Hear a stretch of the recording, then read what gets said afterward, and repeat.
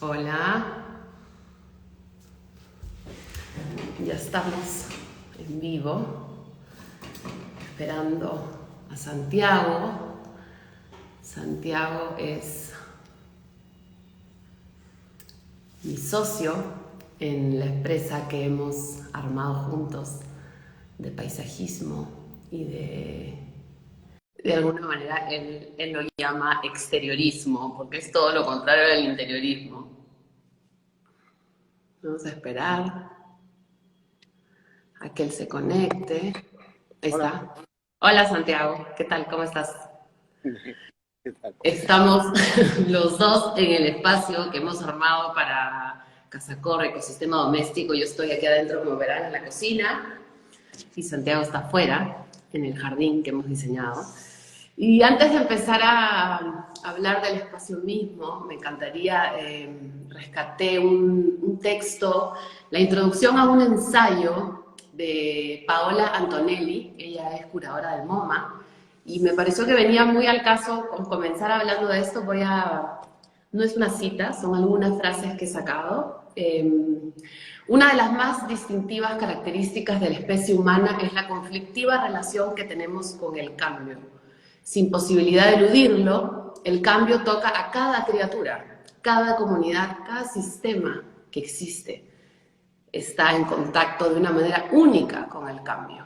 A cada cual con una escala y con una velocidad distinta, como parte de su propia entidad, ¿no?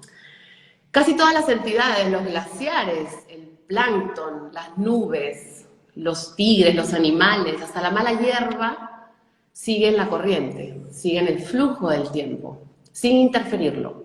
Se adaptan y evolucionan con el tiempo, cambian. Pero los humanos no. Solamente los sabios o los llenos de fe.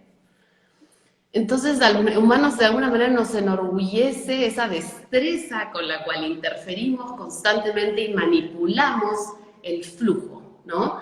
Creando, por supuesto, consecuencias, no solo para nuestra especie, sino para todas las especies, pero lo que da a entender un poco Paola en este texto, en este ensayo que prepara, es que nos enorgullecemos en domesticar el paisaje. Realmente nos hace sentir orgullosos y es algo que debería ser todo lo contrario. Y un poco en este espíritu es que empezamos a diseñar este espacio, esta cocina, este comedor y este jardín. ¿Cuál fue, Santiago, tu inspiración para empezar a desarrollar este espacio? Bueno, tiene que ver con bastante con lo que comentas, ¿no? O sea, de hecho, o sea, no es que no formamos parte de los cambios, sino que realmente no lo aceptamos en realidad. No nos gusta envejecer, no nos gusta que nuestro cuerpo cambie en general, ¿no es cierto? Pero lo cierto es que efectivamente todo se mueve, incluidos nosotros, y en el caso, por ejemplo, de un jardín, eso es mucho más patente, ¿no? Es más evidente. Eh, Pero también incluso en las cosas que parecen estáticas, en las cosas que parecen fijas, o sea, por ejemplo, en una casa, en la arquitectura en sí, ¿no? Gilles Clement, que es un teórico de jardines que yo sigo mucho y admiro mucho, comenta eso, ¿no? O sea, si un jardín tú lo dejas solo, avanza, crece, se desarrolla, se desenvuelve. La arquitectura necesita continuamente ser atendida, digamos, ¿no? Porque, claro, lo que no es natural no se deteriora, ¿no? En cambio, lo que sí lo es, pues simplemente avanza. Pero pensando en esa línea, entonces tú crees que la arquitectura o digamos el interior no avanza, no cambia, ¿no crees que esas imperfecciones, esas texturas, esos materiales, si son correctamente elegidos, si tienen, no cambian con el tiempo, no ganan pátina, no ganan historia, no ganan cicatrices? Ese era un término que también usaba Gilles Clement, que mencionaste hace un rato, ¿no? De cómo la naturaleza finalmente cicatrizaba y al final Ujú. tenemos esta obsesión por irle ganando a la naturaleza y sí, por momentos lo podemos lograr hasta que la naturaleza corrige y cicatriza y luego pasamos a hacer nada más que una raya más, no, con una raya más al tigre, digamos. Sí, claro, pero evidentemente, es decir, todo en una casa, en un espacio evoluciona siempre y cuando nosotros seamos capaces de aceptarlo, ¿no? Y de aceptar que esos cambios pueden ser también bellos, pueden tener una condición especial, un carácter, una forma de existir nueva continuamente, ¿no? En ese sentido, lo que ha pasado en la cocina en la que tú estás en este momento, es eso, ¿no? Es de alguna manera jugar con el tiempo, jugar con la idea de que el tiempo siempre estuvo ahí, siempre va a estar, y en este caso ha sido como retroceder un poco atrás, ¿no? Esa Sí, cocina redescubrir. ha vuelto a ser algo que fue antes, sino más bien ha dejado de ser algo que era para estar en un lapso de tiempo distinto, ¿no? Que habla justamente de esto, habla del paso del tiempo, habla de los cambios. Sí, porque parte de... Cuando recién llegamos al espacio de la cocina, al comedor, al espacio interior de la casa, yo me sentí muy atraída, me interesó mucho el piso, que era un piso de mayólica, con ya muchos años encima, que tenía muchas huellas, mucho paso del tiempo, muchas pequeñas cicatrices. Y esto quizás despertó como parte del inicio del proyecto de la cocina y el comedor, porque cuando llegamos a los muros dijimos, ¿por qué vamos a poner algo? ¿Por qué vamos a revestir el material? Sino más bien hagamos un ejercicio a la inversa, como dices tú, retrocedamos y dejemos la piedra, el concreto expuesto, ¿no? Y no solamente expuesto como en algunas arquitecturas puedes encontrar el concreto expuesto, pero aquí se siente el retroceso porque ves en la pared las huellas del cincel, ¿no? Es como el trabajo, el tiempo que has generado armar esta textura y que de alguna manera también conceptualmente tiene que ver con este arquitecto finlandés, Juhani Palasma, que él escribe este libro que se llama The Eyes of the Skin, los ojos de la piel, y habla de que, claro, en arquitectura y hoy por hoy con las redes sociales y con este tremendo tormenta de imágenes en las que vivimos, estamos acostumbrados a pensar la arquitectura y a los espacios desde el punto de vista de la imagen y al final el tacto, los otros sentidos quedan un poco callados, un poco en segundo plano, ¿no? Y cuando tú utilizas materiales o cuando haces cosas que tengan este nivel de historia, de cicatrización, se activan estos otros sentidos. Entonces vives una experiencia como mucho más corporal, mucho más sensorial. Y creo que es lo que con mucha más facilidad vives en los jardines y no tanto en los interiores. Creo que es como, ¿no? Es como que en los jardines está mucho más palpable porque hay viento, hay agua, hay... O sea, ¿cómo de alguna manera harías el paralelo entre esta cocina y este jardín?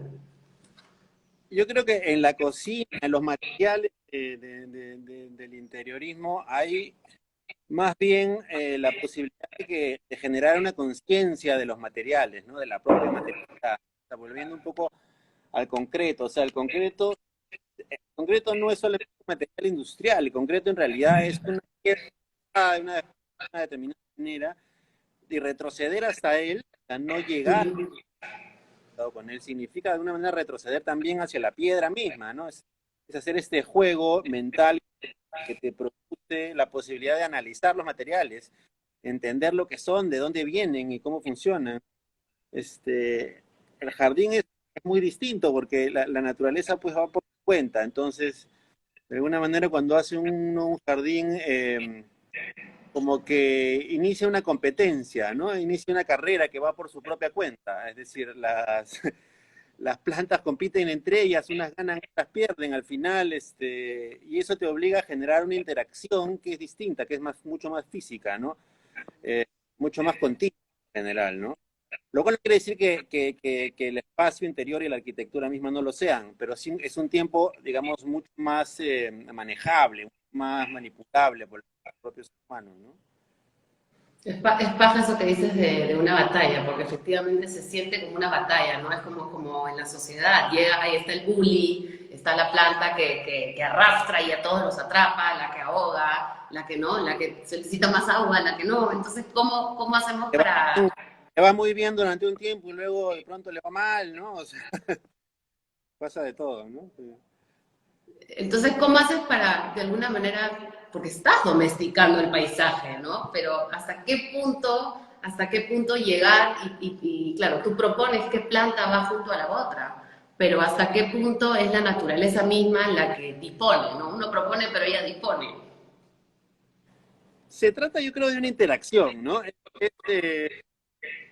Es un poco pretencioso hablar de una simbiosis, ¿no? Digamos, de un equilibrio entre las plantas y las personas. Porque al final, pues, uno toma las decisiones y al final, si uno las deja de regar, pues se mueren, en fin. O sea, no es que sea tan estrecha esa simbiosis. Hay un poco de eso, pero es más una interacción, ¿no? Es decir, las plantas crecen a medida que tú también creces, ¿no? Porque aprendes de ellas, porque sabes usarlas, y porque ellas pues obviamente también te aportan una serie de cosas, ¿no? Te aportan comprensión de lo que te rodea y te aportan alimento. Entonces hay un equilibrio ahí que tiene que ver con la interacción, con el formar parte de. Y por eso es que es importante que en los jardines existan esos espacios, exista la dimensión humana también, o sea, no es solamente la dimensión vegetal, ¿no? O sea, un jardín tiene que tener esa dimensión humana y es por ahí donde sale la idea de explicarlo, ¿no? En un momento hablábamos de que el jardín es un espacio verde domesticado y que en realidad pues puede haber un jardín en cualquier lado, en 30 centímetros cuadrados, ¿no? Es porque es eso, porque es un espacio que se genera esa interacción, ¿no? Claro, creo que tiene que ver, o sea, la diferencia entre paisaje y jardín finalmente es eso, no es una vez que lo cercas, ya se convierte en un jardín, ¿no? Ujú. Deja de ser un paisaje para convertirse en un recinto entre comillas controlado, con lo cual es ya un jardín, ¿no? Y luego para hablar un poquito en concreto en este jardín que diseñamos, ¿cómo nace la inspiración de elegir estas esculturas, estos ponytails añosos y cómo se complementa con estos cubresuelos que finalmente complementan, ¿no? Esta composición que es domesticada, porque mal que bien han sido elegidos por nosotros, pero que están en estrecha relación con la cocina, porque muchas de ellas son especies aromáticas, especies que se comen. Hace un rato preparé un té de manzanilla que yo misma recogí del jardín, ¿no? Es como se siente, se respira, creo yo, un respeto por la naturaleza que resulta ser como casi mágico, porque hay una escala que tiene que ver con intervenir la naturaleza desde la humildad, si se quiere, o desde, ¿no? Desde el respeto, al menos. Sí, bueno, lo que quisimos hacer fue hacer pues esta suerte de oasis, ¿no? Que irrumpen en el suelo, que de alguna manera nos hacían sentir o pensar que en eso que comentamos, que la naturaleza pues retoma su lugar continuamente, ¿no? Tiene esa capacidad, tiene esa posibilidad porque básicamente es lo que nos engloba también a nosotros mismos, ¿no? Y bueno, escogimos estas especies, los ponytails, porque tienen pues un carácter escultural que nos gusta mucho, y luego lo acompañamos con especias comestibles, medicinales, algunas, romero, salvia, tomillo, etcétera, manzanilla, en fin, un montón. Y también por complementar digamos, el espectro visual, le pusimos unas especies cubresuelos, muchas de ellas nativas de Latinoamérica o de las Islas Galápagos, como hay una planta que está muy difundida en este jardín. Y eso. A mí me gusta también y me encantaría hablar de ese tema. Santiago se pasó, yo me burlaba un poco de él, debo confesar, pero se pasó muchas semanas diseñando el riego, ¿ya? Y el riego es un riego con aspersores y también por goteo. Y nada, la verdad es que es como magia pura. Después les puedo pedir que les enseñe porque lo tiene justo prendido ahora.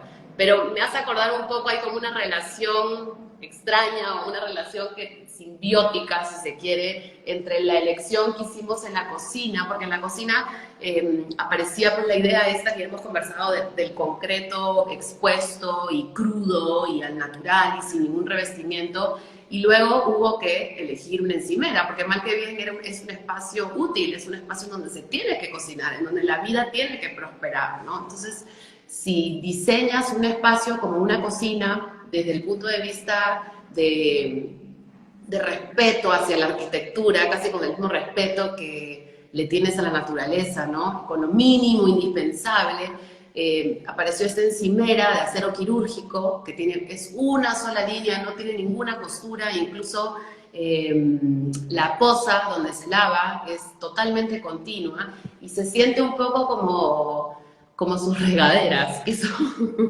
que como que se posan sobre la naturaleza casi como una araña, me hace acordar a la araña de Louis Bourgeois, ¿cómo se pronuncia en francés? Es artista Voy a francés. mostrarla. Muestras.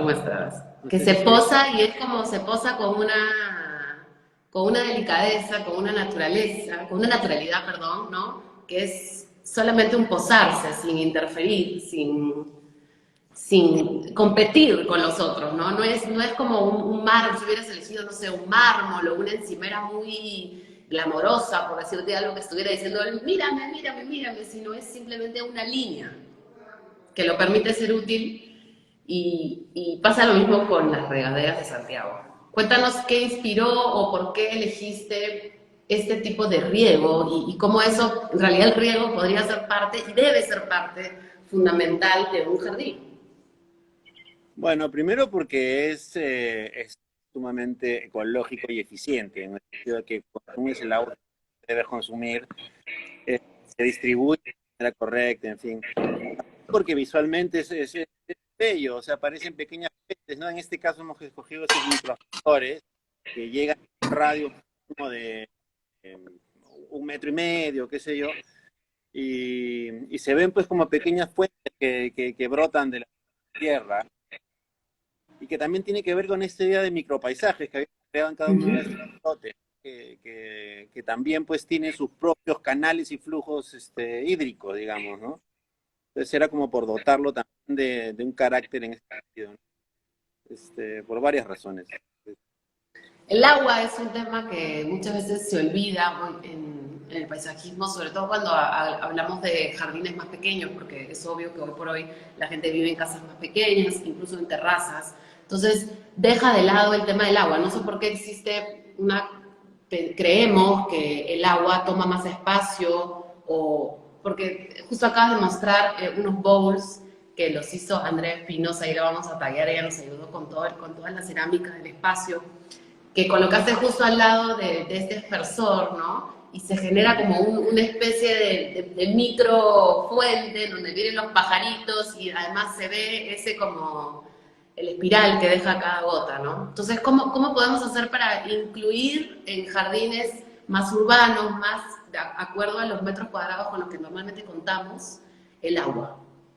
Porque además de eso se trata de un ecosistema, ¿no? Un ecosistema se trata de organismos vivos colaborando entre sí, básicamente eso, ¿no? Entonces, claro, ¿cómo no darles agua a los pájaros, ¿no? Y además, el agua que se acumula, pues sirve para echarla donde no cayó mucha, en fin, hay como que uno va estableciendo y que también generan esa cercanía, ver, ¿no? O sea, el hecho de dedicarle tiempo o cariño al jardín. También hay algo muy bonito en este jardín que yo me he ido dando cuenta conforme han pasado las semanas, y es que es un jardín que tiene una escala, por lo mismo que son cubresuelos, tiene una escala bastante pequeña y tienes que estar como con una tijera. Ha venido gente a la exposición y ha dicho, ay, parece un jardín japonés. Y en realidad de japonés no tiene nada. Quizás lo que podría tener en común es esta como delicadeza, es este como posarse, ¿no? Sobre el terreno y hay algo en la actitud que tomas frente a tu jardín, ¿no? A la hora de dedicarle tiempo, que es muy especial y que me encantaría que comentes tú, que te pasas tanto tiempo en eso, como qué pasa en el alma casi, ¿no? Cuando estás metido en el mundo de tus plantas, ¿no? De este ecosistema que tú has creado o que cuidas de ese, que alguien lo diseñó por ti, ¿no? Bueno, es lo que comentaba, es una relación personal, ¿no? Es una interacción continua que tiene que ver con esa idea de estar vigilando qué sucede con tu propio, ver cómo funciona esa competencia entre una especie y otra, entre una plantita y otra, en fin, eso, en mi opinión, y en la de muchos más, genera una de armonía en la naturaleza, como es obvio, pero que al mismo tiempo, pues, sana un poco el cuerpo y el alma, ¿no? De la persona que está haciendo eso, ¿no? Como mucha gente que conozco. Sí, es paja, porque es de verdad una experiencia corporal, ¿no? Es estar en una posición, es estar en contacto. Nos pasó cuando estábamos estudiando el diplomado de paisajismo a Santiago y a mí, una de las primeras visitas que hubieron ya presenciales, estuvimos en la agraria, en el vivero forestal, y uno de el profesor era la profesora Flores, ¿no? Y estábamos todos con mascarilla porque eran las primeras salidas en pandemia. Y un par de veces ella, una enamorada de las plantas, se quejó mucho porque en el fondo me decía, no, me falta el sentido del tacto, perdón, del olor, el sentido del olor, ¿no? Del olfato. Y a mí me quedé pensando en esto porque, claro, en arquitectura, en interiorismo, el olfato es algo que, la verdad, muy pocos arquitectos consideran, ¿no? Entonces, es como que tienes un sentido más. Y eso qué significa en tu memoria, en tus relaciones familiares, en cómo te relacionas con el espacio. ¿Cómo crees tú que ese... ¿Ah? En tu experiencia en general, digo. En tu experiencia, exacto, exacto. Entonces, ¿por qué es que de repente es más fácil recordar o hay algo que sucede en los espacios en exterior que de pronto no te sucede al interior? ¿O cómo describirías tú esa experiencia tan distinta? Quizás también hay un tema de clima, de viento, ¿no? Que en el interior no se va a dar nunca. Bueno, en el exterior pasan muchas cosas que no pasan al interior, es decir, por ejemplo, el sol, ¿no? O sea, el sol ahorita, tú estás adentro, yo estoy afuera y el sol me ha ido cambiando la luz en mi cara, en cambio tú estás con la luz de adentro, es una luz controlada, es una luz distinta. Hay un orden totalmente distinto en un jardín, el viento mueve las cosas, algo pasa eso, ¿no? Y al mover el viento las cosas, pues trae los olores y en fin, y cambian las sensaciones. Es, sí, es eso, o sea, es el espacio exterior, el espacio de un jardín está lleno de continuamente, ¿no?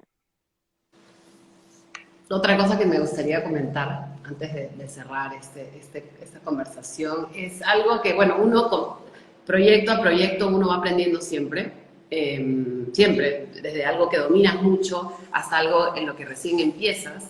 Y en este jardín yo siento que he aprendido mucho a cómo darte cuenta que hay algunas reglas que uno mismo se pone, ¿no? Por ejemplo, el tema de la cantidad de especies. Muchas veces los libros, los estudios te dicen, oye, mira, mantente en 5 especies, juega con 3 especies, ¿no? Diferentes alturas, las bases de la composición, pero no introduzcas muchas especies porque eso al final va a ser difícil de controlar y eso evidentemente en la naturaleza no se da. Ahora, hay la competencia que dices tú, el mandón por lo general paga al no mandón y en la naturaleza puede que suceda relaciones que no van a suceder en un jardín introducido, en un jardín domesticado, en un espacio propuesto por el ser humano, ¿no? Pero en este jardín, que fue un jardín muy, o sea, lo concebimos de una manera muy práctica, creo, muy ir probando, experimental más que práctica, ¿no? Fuimos probando, elegimos estos esculturales ponytails y luego Santiago diseñó en el suelo estas islas, estos como cráteres, ¿no? De donde nacen estos pelos, ¿no? Estos ponytails. Pero las especies colonizadoras, le llamo yo las especies cubresuelos, fuimos literalmente yendo al vivero una y otra vez y fuimos probando, ¿no? Y aparecieron un montón de especies. O sea, ¿cuántas especies hay en el jardín? Es algo que no es tan común. Sí, bueno, sí, son bastantes. Todas tienen una escala pequeña y por eso es que es difícil, ¿no? O sea, por eso es que no hay mucha competencia entre ellas, ¿no? Porque normalmente ese tipo de competencias se producen cuando unas opacan la luz de las otras y, en fin, ¿no? O les quitan el agua. Hemos tratado de, sí, de una manera bastante empírica en ese sentido, encontrar un equilibrio entre ellas, ¿no? Pero también teniendo en cuenta que hemos introducido cosas que son de especies de cocina, o de uso de- humano, digamos, ¿no? Entonces, claro, por ahí puede ser un poco más, como un comodín. Y claro, Claro, si te pones a sí, pensar... hemos combinado Perdón. algunas. Si te pones a pensar, de alguna manera es un huerto en realidad, porque No, gran dime, parte de dime, las plantas son comestibles, ¿no? Se está cortando. ¿Me escuchaste? recordando un poquito. Que te decía que Sí, de sí, te alguna escuché. manera podría llamarse un huerto, porque gran parte de las especies son comestibles, se pueden tomar en té. Sin embargo, cuando uno piensa en un huerto, uno siempre está pensando en el huerto lineal, ¿no? Como horizontal. Esta cosa ¿no? De poner uno junto al otro.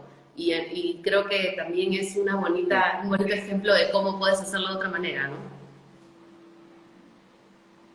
No es un huerto, pues es un jardín útil, es un jardín práctico, es un jardín cercano, es otro tipo de cosa, ¿no? El huerto es un poco más esto entonces se parecería más al permahuerto, al huerto de permacultura, ¿no? Que donde las especies están un poco más distribuidas de una manera un poco más natural y no no tan lineal.